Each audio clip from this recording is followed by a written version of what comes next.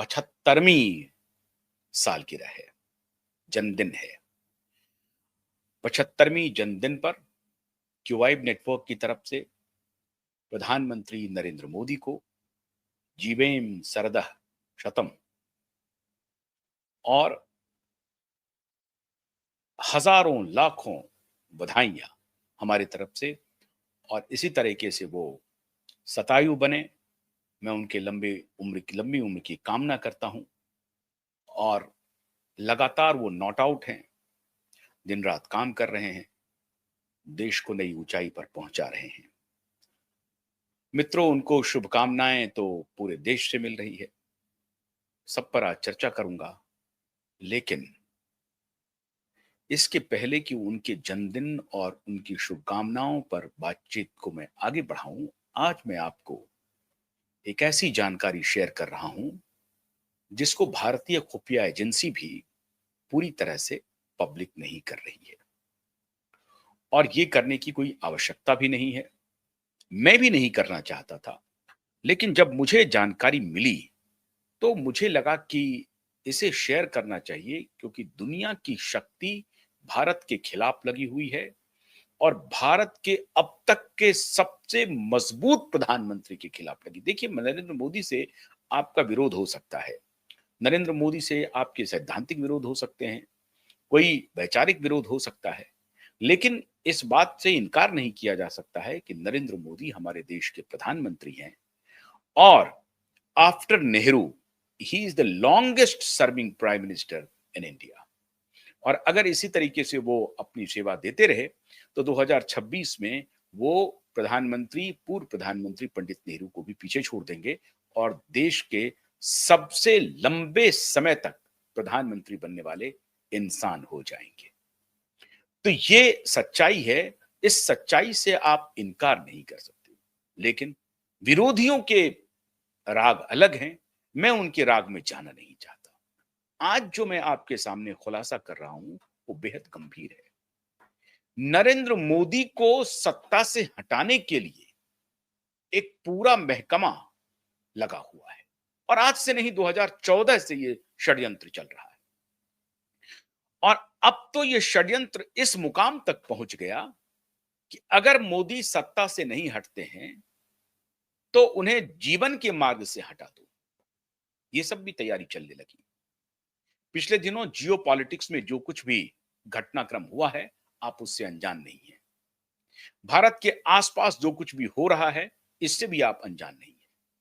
अफगानिस्तान से शुरू हुआ खेल श्रीलंका पहुंचा, बांग्लादेश पहुंचा, नेपाल पहुंचा और अब तो भारत के इर्द गिर्द जो जितनी बातें हो रही हैं वो तो हो ही रही हैं। दुनिया में जो कुछ भी हो रहा है ये भी आप देख रहे हैं। फ्रांस में क्या हुआ, इंग्लैंड में क्या हुआ, अनरेस्ट है हर तरफ, कोहराम मचा हुआ है हर तरफ। कौन नेता कहां कैसे निशाने पर है कहना मुश्किल है। और इस सब में अमेरिका की भूमिका बड़ी संदेहास्पद रही है, अमेरिकी एजेंसी की भूमिका बहुत संदेहास्पद रही है।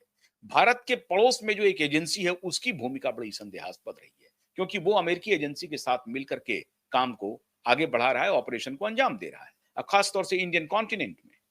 मैं बात कर रहा हूं आईएसआई की और अमेरिकी एजेंसी सीआईए की।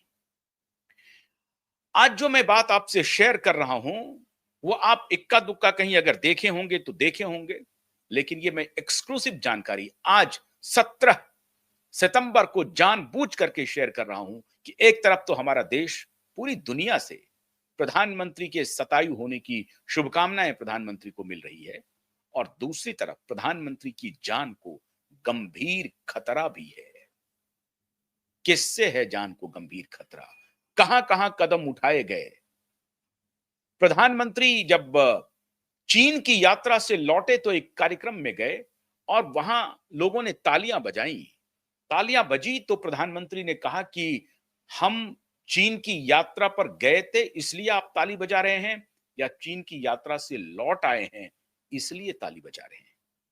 मतलब प्रधानमंत्री को कहीं ना कहीं इस बात की ब्रीफिंग दी गई कि प्रधानमंत्री जब चीन की यात्रा पर थे तो चाइना एडमिनिस्ट्रेशन भी शक्ति में आ गया था, चाइनीज खुफिया एजेंसी भी अलर्ट थी और साथ ही साथ मित्र राष्ट्र जो अब तक डिपेंडेबल राष्ट्र रहा है, बाकी सारी बातों को अगर अलग कर दें, तब भी रूस की खुफिया एजेंसी भारत के साथ मिलकर के काम कर रही थी और रूस की केजीबी ने भी अलर्ट कर दिया और भारत की खुफिया एजेंसी अलर्ट हो गई। मित्रों, अब ये धीरे धीरे ये मामला खुलकर सामने आ रहा है कि प्रधानमंत्री ने यह बात क्यों कही थी कि अगर मैं सकुशल वापस लौट आया हूं तो इसके लिए आप ताली बजा रहे हैं, या मैं गया था और मैंने अमेरिका को रास्ते पर ला दिया इसलिए आप ताली बजा रहे हैं। अब ये संकेत आ रहा है। आप में से बहुत लोगों ने एक तस्वीर देखी होगी। वो तस्वीर थी पुतिन और मोदी के एक साथ गाड़ी में बैठने की।